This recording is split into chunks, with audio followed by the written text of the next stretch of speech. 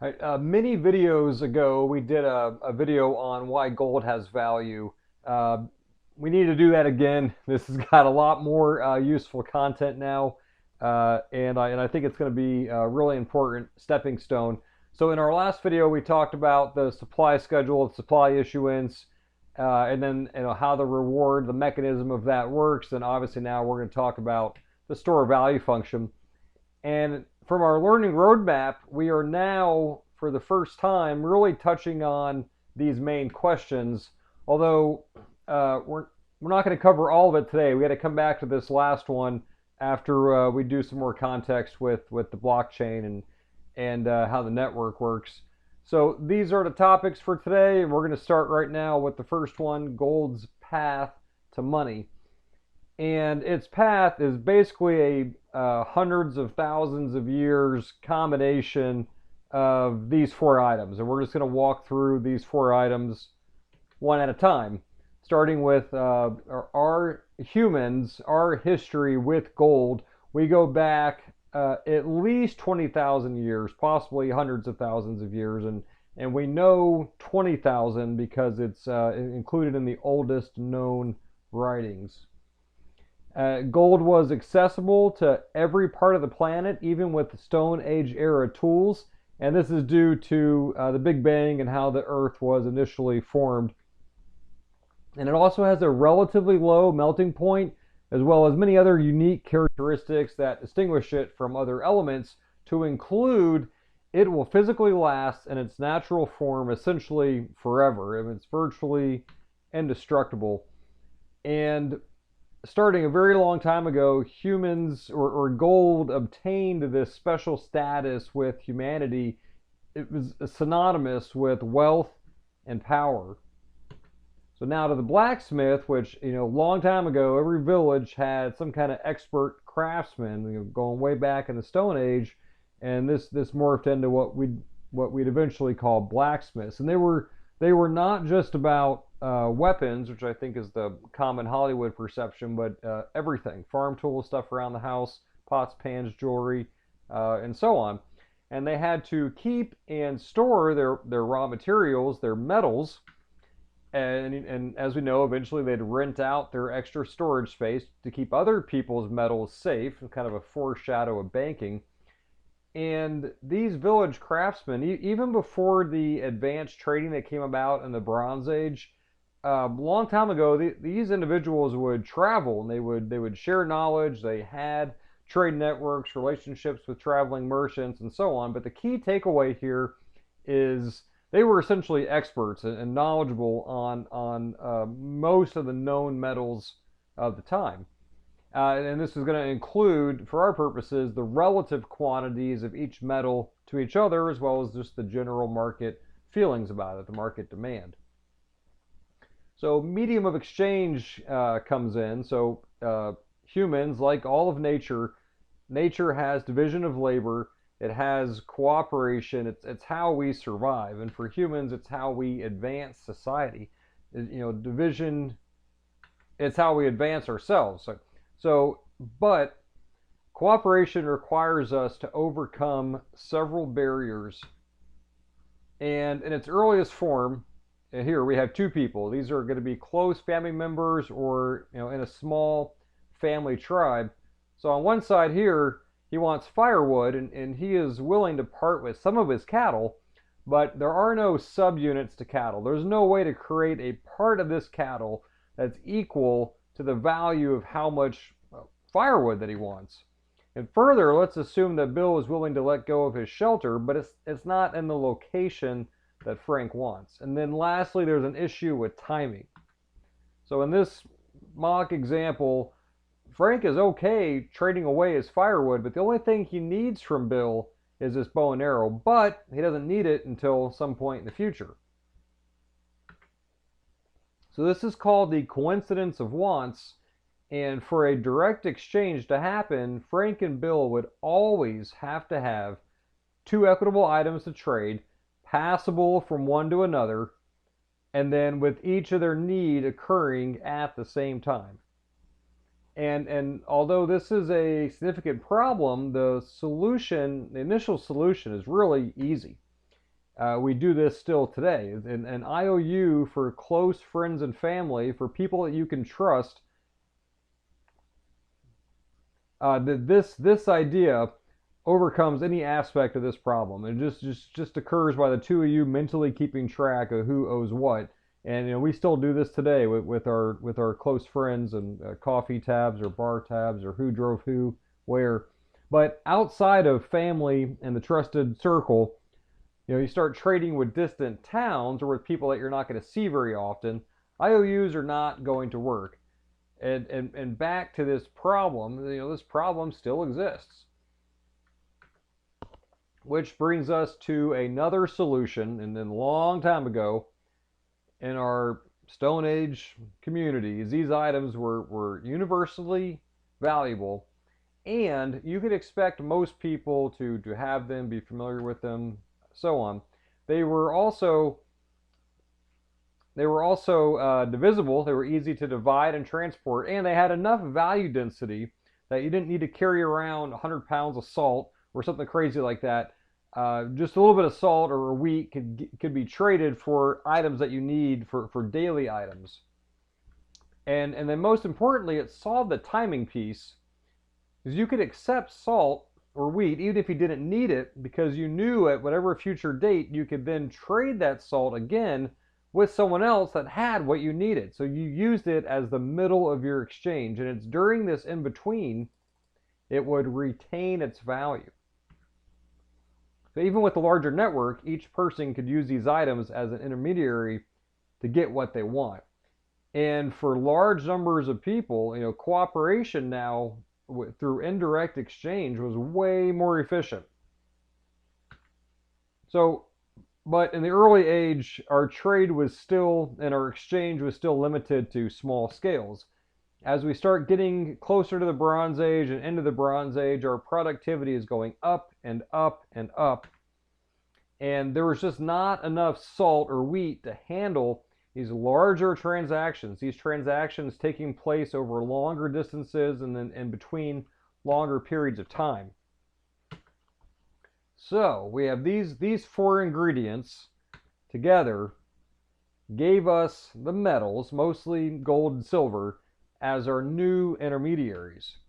And again, this happened over a long period of time. We have evidence of mining operation over 100,000 years ago. It could have been happening sooner.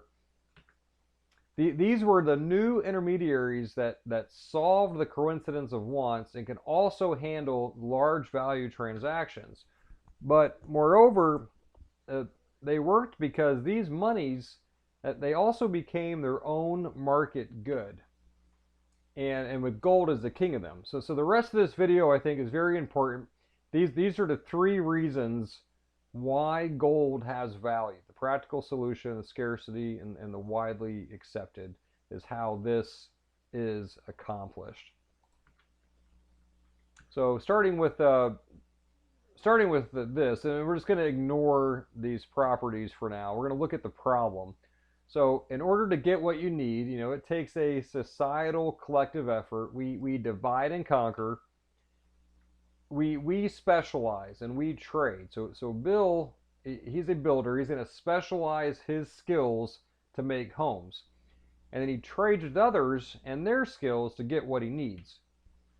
So, and we can add this to our problem here. We do this. This is no exaggeration. We do this as individuals to survive. And as a group, we divide and conquer, we cooperate. That advances our society, and it increases all of our chances of survival. It's just like the rest of nature and how animals and nature cooperate. So you think of Bill's problem now in terms of time, in terms of his time and his labor. So what would it take for him to go all over society and do his direct trade to find a series of exact direct exchange coincidences in order to end up with what he wants, the steak? It's enormous. Or likewise, imagine a large transaction and trying to carry around 1,000 pounds of salt or something absurd like that. This is Bill's problem. So he's going to demand a better solution, and he knows from a society point of view that everyone else is seeking a solution to, and everyone is going to be on top of that. Everyone is going to be familiar with gold. Gold always has the same atomical makeup, even if it comes from another continent.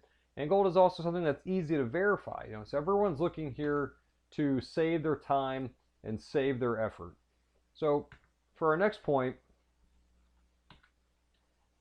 we look at this transaction. There are going to be two sides in this market transaction, and the common denominator is going to be time and effort. You can think of it as labor or work. And as a market good, given both of these sides of the transaction, this equilibrium point is able to change. Okay, so bear with me for a minute. So right now we're going to refer to this axis as time and effort as synonymous with price. So now with gold as an example, let's say, as an example, the demand goes up. This curve shifts to the right, and this is saying that you now have a higher quantity of people who want gold at this time and effort, at this price. And this is something that suppliers cannot meet. We have a shortage. So because of this is going to put suppliers now are incentivized, and they'll do this. They'll put in a little more time and effort to move up this curve. And not everyone's going to want to pay the higher price, so the quantity of people is going to start coming down. And now this new equilibrium right about here is found. So any market change is always going to converge back to an equilibrium, on average and in the long run. And economists call this the marginal cost. This is the cost to the work, to the effort to mine this gold, to get it out of the ground. And it's going to be equal to the price, or to the time and effort saved. So they're going to be equal to the number of people who value it at that price, at their time and effort saved.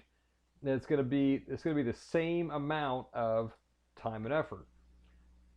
So we'll see here in a minute this marginal cost idea. It's key to gold's long-term value holding ability. So back to scarcity, and this balance is the same for all uniform commodities. There are one or two nuances. Always have those. Gold and silver, for example, there's a little demand for jewelry, but it's much smaller than the monetary demand. And when it comes to the free market, good of money, its dynamics are relative to every other item in the market. And this has to be the most stable relative to all the other items to serve as the best money. And the short way of saying this is it has to beat the value trap, which is going to require scarcity. So gold won this, since its supply and demand could remain the most stable. Okay, so our quantity, this point here, this is the consists of our existing stockpile, and then also we do add new quantity manually through mining. And okay, so ignore my graph here. The only thing you need to know is that the existing stockpile of gold does not go down, and gold is rarely lost. Especially compared to the other existing metals, gold is hard to find. And this is a chart showing the relative abundance of items in the Earth's crust. See, gold is way down here. So we're going to focus now on just this point right here. So it's not about the actual quantity in terms of units. It has everything to do with how this quantity can change, because again, we're seeking long-term stability.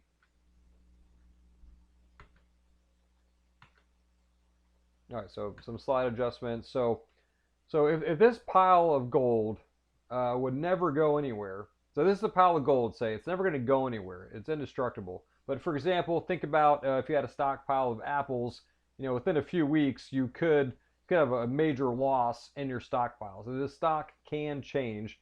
And then likewise with flow, if you're trying to produce Mona Lisa, and that might be a bad example, but your flow would be very, very small versus trying to produce grains of sand. You could go and get a bunch of those super easy. And so this is how that impacts your stock to flow, is this quantity is hard to change for the properties of gold, then everything else, large changes are totally possible. And then here's a better way of seeing the hardness.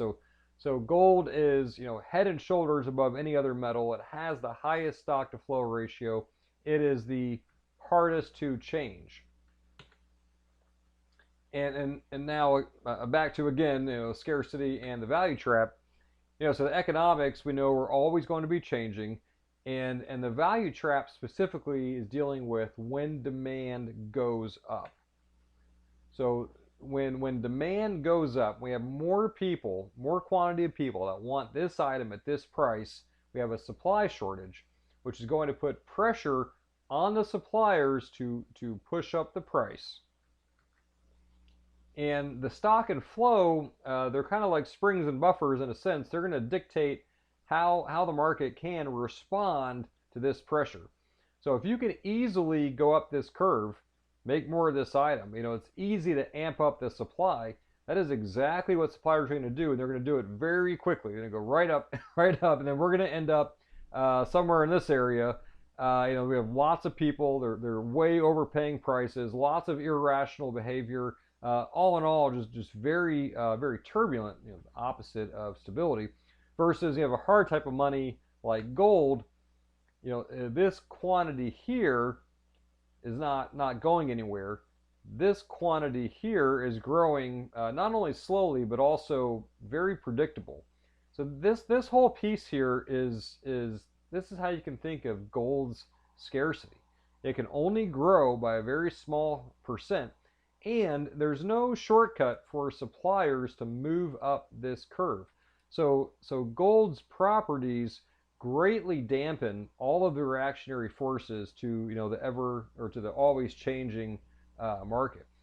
And gold is the best answer to the value trap. Being the hardest metal with the most scarcity, it remains relatively the most stable, and this matching time and effort or value will stay the same for a very long time. And that's exactly what gold has done. So for the last 5,000 years, the cost of a nice suit in gold has stayed almost exactly the same. So the last topic here is just this one slide. We're going to come back to this in a few videos for now.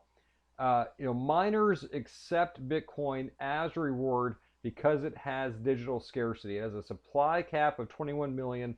Bitcoin is a long-term store of value. So gold has value because of these three reasons. So over hundreds of thousands of years, humans overcame the challenges of direct exchange. And all humanity worldwide, gained a special appreciation for precious metals. And then gradually, through trial and error, we discovered that gold, through its indestructibility and through its relative rareness in the Earth's crust, that it would hold its value roughly equal to the work required to mine it. Hold its value roughly equal to the work required to mine it, and it would hold its value for thousands of years.